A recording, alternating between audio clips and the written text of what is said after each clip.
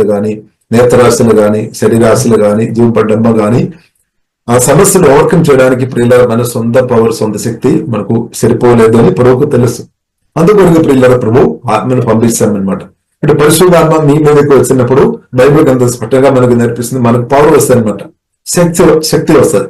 ఆ శక్తి ప్రియులారా దేని కొరకు అని కూడా ప్రభు చెప్తుంది అనమాట. దేని కొరకు దేవుడు ప్రియులారా మనకు దేవుడు తన ఆత్మతో నుండి ఆ శక్తి దేని కొరకు ప్రియులారా మనకు అనుగ్రహిస్తున్నామంటే ప్రాముఖ్యంగా ప్రియులారా మనం ఒకరు కూడా చెప్పాలి అన్నమాట. అది ప్రియులారా ప్రభు యేసు క్రీస్తు కూడా చెప్పాలి. ఇప్పుడు మనం డినామినేషన్ పేరు చెప్పడానికి కూడా కాదు, లేదంటే మన పేరు లేదంటే వేరెవరి పేరు చెప్పడానికి కూడా కాదు. మెయిన్గా మై బిజినెస్ అని రాయబడింది.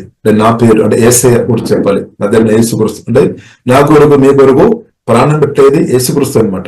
ఇప్పుడు ఆ యేసు క్రీస్తును ప్రియులారా మనం చెప్పాలి, యేసు క్రీస్తు గురించి మనం చెప్పాలి, ప్రకటించాలి. పరిశుద్ధాత్మ శక్తిని బట్టి